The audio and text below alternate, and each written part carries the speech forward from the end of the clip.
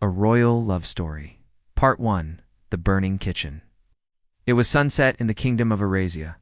The sun blazed like molten gold, setting fire to the vast expanse of the sky. Birds flew across the fading orange, gracefully gliding like tiny winged dancers against the backdrop of the twilight. Their chirps echoed in the courtyard of the royal palace, mingling with the gentle strumming of a lute. In the heart of the bustling palace, the evening chores were drawing to a close. Palace maids bustled about, their laughter ringing through the echoing chambers. They were a gossipy bunch, always eager to share the latest tidbits of palace intrigue or discuss the handsome visiting prince. But today, their chatter was subdued. There was a strange energy in the air, a hush that even the fluttering pigeons in the courtyard couldn't dispel. The giant golden gate of the palace loomed before them, its surface adorned with intricate carvings of mythical beasts and swirling patterns.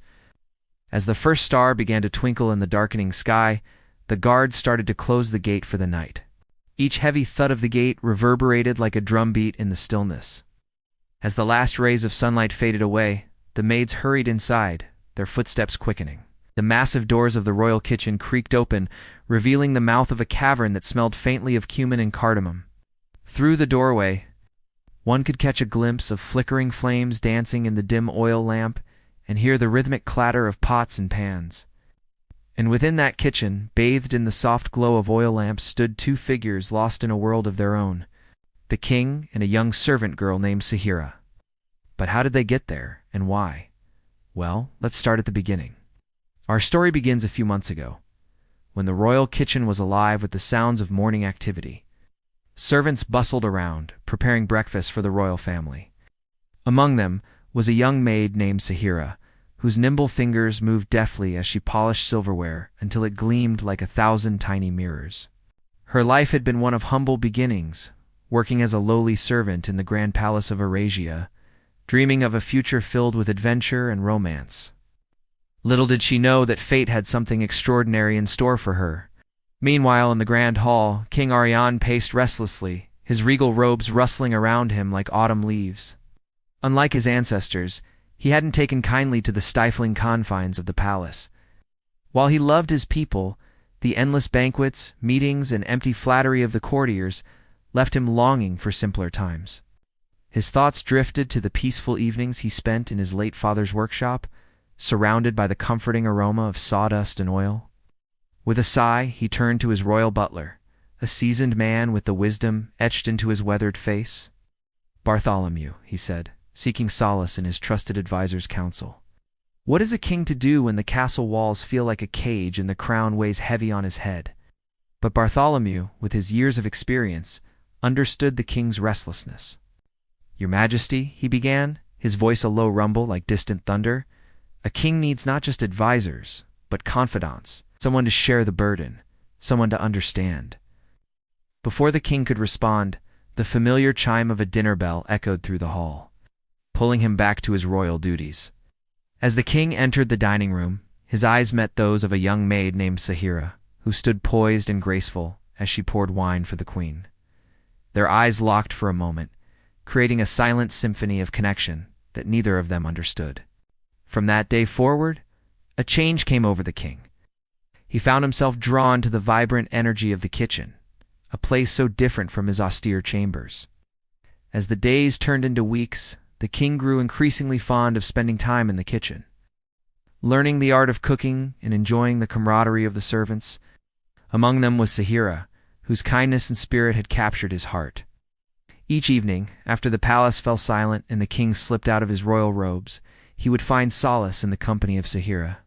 They would chop vegetables side by side, the rhythmic thud of the knife on the wooden board, a soothing rhythm in the quiet kitchen. Sometimes they would share stories, Sahira regaling the king with tales of her village and its people, her eyes sparkling with life. Other times, they would simply enjoy the silence, the comfortable quietude broken only by the crackling of the fire. In the flickering lamplight, surrounded by the comforting aromas of spices and simmering sauces, the king felt a sense of freedom that he had never known within the palace walls. Here in this humble kitchen, he was just Orion, not the king of Eurasia. He was learning that life wasn't just about crowns and kingdoms, but also about shared laughter, whispered secrets, and the warmth of human connection. But their secret couldn't stay hidden forever. The queen noticed her husband's unusual absences and his newfound passion for cooking. At first, amusement flickered in her eyes, but soon suspicion began to cloud her features. One late night, unable to sleep, she decided to investigate. She quietly left the chambers, her steps padded and ghost-like through the silent palace. She made her way to the kitchen, her heart pounding in her chest like a war drum. Peeking through a window, she saw the king and Sahira deep in conversation. Their voices hushed, and their faces illuminated by the soft glow of the oil lamp. Driven by a mixture of curiosity and jealousy, the queen hatched a plan. The next day she summoned her most trusted maid, Alara, and handed her a jeweled dagger. "I want you to hide this behind the spice shelf in the kitchen," she instructed, her voice low and urgent. "Then bring me word of what you see and hear." Alara, though confused by the queen's strange request, obeyed without question. That night, as the king entered the kitchen, senses were filled with the rich aromas of simmering spices and vegetables. But his usual contentment was overshadowed by a nagging sense of unease. He couldn't shake off the feeling that someone was watching him. Just then, as he reached for a spice jar, something glinted in the dim lamplight behind the shelf. Startled, he drew back his hand, his gaze fixed on the glint. Could it be a rat? Or perhaps a stray mouse seeking a midnight snack? Curiosity piqued. He stepped closer to the shelf, his hand hovering near the object. But before he could investigate further, a faint scratching sound reached his ears, sending a shiver down his spine. With a deep breath, he reached out slowly, his fingers closing around the object. Pulling it out from behind the shelf, he found a small device with a round lens. It looked like a curious trinket, yet there was something unsettling about it that he couldn't quite put his finger on. At that moment, a flicker of movement in the corner of his eye caught his attention. He turned just in time to see Alara disappearing around a corner, her face pale and her eyes wide with alarm. Confused and unsettled, he clutched the strange device in his hand, wondering about Alara's reaction and the purpose of the peculiar contraption. Meanwhile, the queen anxiously awaited news from Alara, pacing her chambers like a caged panther. Finally, her spy returned, her face ashen. "My queen," she gasped, "the kitchen." "There's a device in the kitchen." Relief washed over the queen, followed by a surge of determination. It was time for answers. She donned a thick cloak, pulled her hood low over her face, and silently left the palace. Moving like a phantom, she made her way to the kitchen, her heart pounding with anticipation. Peering through a window, she saw the king examining the device with a furrowed brow. Seizing the moment, she crept closer to the window and strained to listen to their conversation. Every word, every sigh, every beat of their hearts echoed in the silent night. As the moon climbed higher in the sky, the king and Sahira continued their whispered conversation, oblivious to the watchful eyes peering at them from the shadows. Each passing moment brought the queen closer to the truth, weaving a tapestry of revelation in the heart of the silent kitchen. And that is where we shall end this episode. But fear not, dear viewers. For more adventures await in episode 2, so stay tuned to join the king and Sahira in their royal love story. The queen sat alone in her secret chamber, staring straight ahead at the hidden monitor. Her eyes were colder than the marble throne behind her. On the screen, her husband, the king, had brought a servant into the kitchen. His arm was casually around the girl's waist as he laughed. The queen's eyes narrowed. Meanwhile, in the kitchen, the king caressed the cheek of the young maid named Sahira. She was beautiful with long, dark hair and sparkling green eyes. The king knew he shouldn't be here. But working all day with Sahira around him made him crave these forbidden moments. He leaned in, and for a moment, the world outside the kitchen didn't exist. There was only him and the maid who reminded him of what it felt like to be human. Back in the secret chamber, the queen finished watching the video and smiled coldly. The king would pay for his betrayal. But before that, she wanted to watch him squirm. Then the next night, the king came again, but Sahira was absent. The queen saw it and raised an eyebrow. Interesting. Had her husband found another source of distraction? She would need to rectify that. On the other side, the king paced anxiously in the kitchen. Where was Sarah? Their nights together were all he looked forward to, and now she wasn't here. He missed her so much that he started hearing her voice in the wind. "Don't worry, my love," she seemed to say. "You will see me soon." But when he turned to look, he saw only servants scurrying about their work. That night the queen stayed up late in her chamber watching the monitor. What was keeping Sarah away? Was she avoiding him? The queen couldn't believe it. She had to see for herself.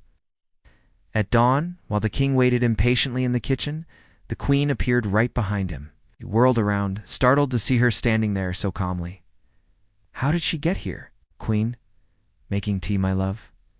"King Uis, your majesty?" I was just preparing some for everyone." "Queen, alone. You're hard-pressed these days, aren't you?" He opened his mouth to speak, but she cut him off. "Queen, with whom are you meeting in these kitchens at night? Tell me." The king swallowed hard, realizing he could hide nothing. "Queen, is it that servant Sahira?" "King, yes, it's her. What of it, my love?" "Queen, nothing." He thought she was going to be angry. To his surprise, she simply smiled and clapped her hands. "Queen, then let her come. I want to meet the girl who has taken such a hold on my husband, King B. But your majesty, she's only a servant." "Queen, only a servant. Very well. I'll send for her. Come, we'll wait together." The king didn't know what to do. He wanted to stop her, but how could he argue with his own wife? He sat on a stool, hoping against hope that she wouldn't make things difficult. That night, the queen sat in the kitchen waiting. She wore a beautiful emerald gown that shimmered like moonlight. When Sahira arrived, she curtsied deeply. "Queen, rise, child. You must be tired after a long day's work." Sahira nodded, still nervous. She couldn't believe the queen had summoned her. Surely she knew about them. The queen motioned for her to sit. "Queen, you're a pretty girl." Sahira blushed. She didn't know what to say. The queen was too intimidating. "Queen, you have a kind face. See why the king seeks you out." Sahira couldn't speak. Was the queen really trying to be nice to her? "Queen, don't be afraid, child. I am not here to harm you. In fact, I have something very interesting in mind." Over the next few days, the queen acted kindly towards Sahira. She even gave her a beautiful dress and let her sleep in a guest room. But everyone in the palace noticed the strange closeness between the queen and the maid. Whispers echoed through the halls. Sahira tried to ignore it, but her friends worried for her. One day Sahira went to see the queen. She was needed in the kitchen, but the queen stopped her. "Queen, come with me." Sahira bowed her head obediently. As they walked down the hallway, the queen suddenly stopped and turned to Sahira. "Queen, why does the king love you, Sahira?" I don't know, your majesty. Maybe he sees me as someone real, unlike everyone else here." The queen stared at her, then laughed softly. "Queen, so you think you're different, Sahira? I'm just a simple village girl." The queen's laughter died. She stared ahead, lost in thought. Then she turned back to Sahira. "Queen, listen carefully. I'm giving you a chance. If you wish to be with the king, you may have him. All you have to do is leave this palace. Never return." "Understood, Sahira? What? But what about you? You're the queen. You should be happy for me, queen." "Happy? Oh, child. You know nothing of the schemes and dangers of this world. Leave before you're swept up in its currents. It's a kindness from me, and perhaps the only one you'll ever get. Think about it carefully." In the following days, the queen left Sahira alone. She knew her time in the palace was limited, but she couldn't figure out the queen's game. Why had she sent her away, and why warn her about the dangers of the world? Meanwhile, the queen visited the king in the kitchen. She often lingered there, enjoying the feeling of being close to him. Sometimes she even helped the servants prepare food. It made the king uncomfortable, but he was too afraid to ask her to leave. He missed Sahira terribly. He didn't understand his wife's obsession with the maid, nor why she kept showing up in the kitchen. A few weeks later, the queen called Sahira to her chambers. She explained her plan. The queen told her that she would feign a love for Sahira, leading the king to believe she knew about them. Then, when the time was right, she would punish them both severely. Sahira didn't know what to do. She loved the king, but he was trapped in a web of deceit. That night, Sahira went to the king. She told him everything the queen had said. Tears streamed down her face as she explained how the queen was planning to hurt them. "King, I don't understand. Why is she doing this?" "Sahira, perhaps she's afraid of losing you." "King, afraid? She has everything. She can have anyone. Why would she fear losing me, Sahira? Because she loves you. King loves me. She doesn't know me. Our marriage was a duty. We barely see each other, King. True, but maybe that's what hurts her. Maybe she wants more than duty. Sahira was shocked. Could the king be right? Did the queen have feelings for him? She couldn't imagine. The queen was cold and heartless. Or was she? The next day, Sahira watched as the queen entered the royal court. All eyes were on her as she took her seat on the throne. People of Aresia, I have an important announcement. By order of the king, no servant shall enter the kitchen after sundown. Any violation will be dealt with harshly. Gasps echoed through the court. The king sat beside her, confused but silent. He had no idea what she was doing. Later, Sahira received a letter slipped under her door. It read, "Leave the palace tonight, or your life will belong to the queen's anger." Her hands trembled. Who had sent it? Was it the queen? Had she found out? Sahira couldn't think straight. She hid the letter quickly, afraid someone might see. That night, Sahira waited in a hidden storage room. The king arrived, breathless. "King, did you receive it?" Sahira, "Yes." The king pulled her close. "King, come with me. We'll leave before sunrise. We'll start a new life somewhere far away." Sahira clung to him, tears streaming down her face. Would they really be able to escape the queen's wrath? As the sun rose over Aresia, two figures rode away from the palace on horseback. They didn't know that the queen was already aware of their plan. She had sent a letter to the king's sister, who lived in a neighboring kingdom, asking her to help capture Sahira. The king and Sahira rode into the sunset, leaving the queen behind in her palace of ice and deceit.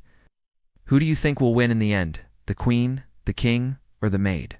Share your thoughts below, and don't forget to subscribe for more exciting tales. Thanks for watching. Once upon a time, in a kingdom far, far away, there lived a beautiful queen named Alira.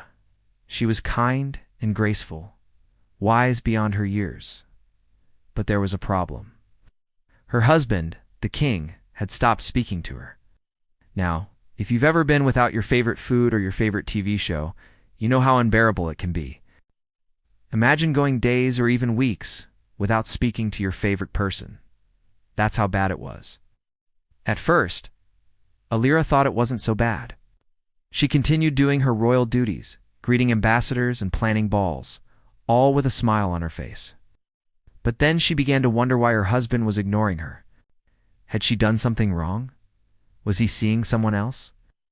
Or was it something else entirely? She decided to confront him. "My king," she said, her voice shaking slightly. "We need to talk." But he just stared back at her, his eyes cold and distant. "I don't want to talk to you," he said finally. "Why?" she asked, tears welling up in her eyes. "'Cause I don't like you," he replied bluntly. And with that, he turned away and left her standing there alone in the vast emptiness of their bedroom. Days turned into weeks, and still the king refused to speak to her. Finally, she had enough.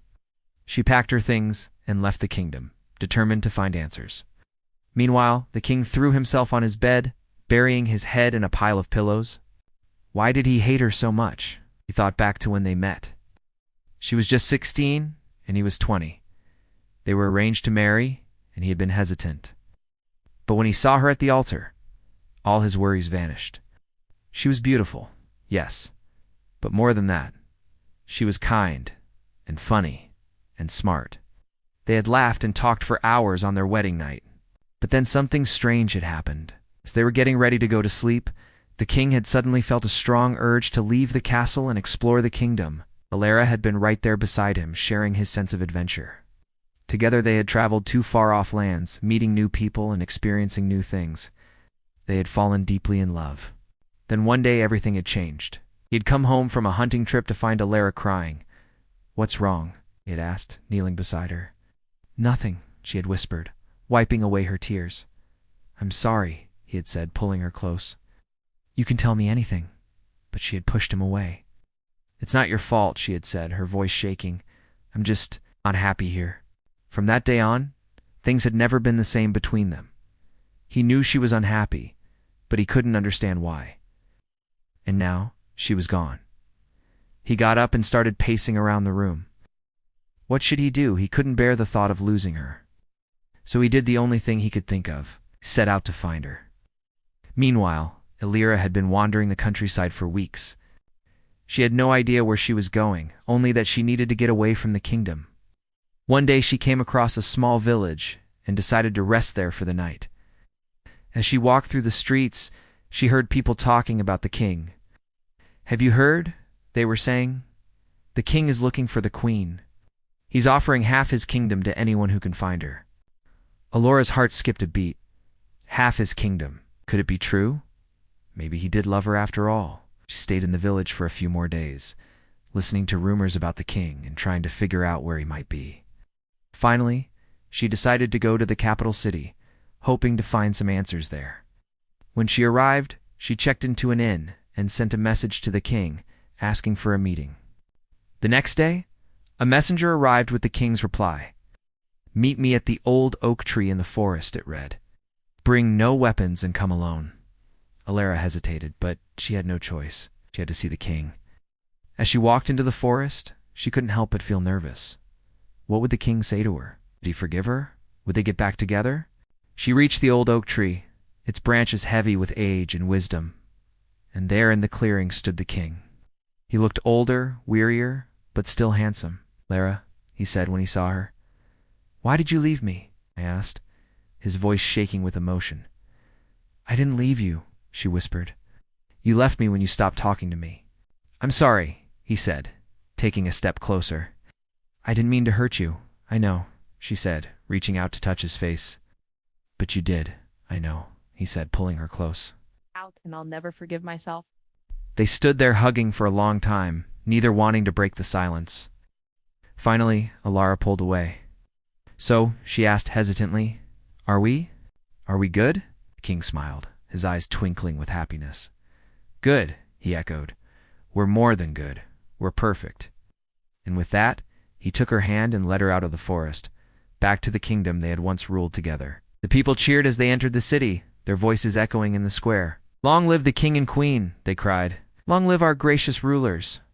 Alara and the king looked at each other, their hearts filled with gratitude. They had been through so much, but now they were back together, and their love was stronger than ever before. From that day on, Alara and the king ruled wisely and justly, always remembering the importance of love and communication. And their people lived happily ever after, knowing that they were in good hands. The end.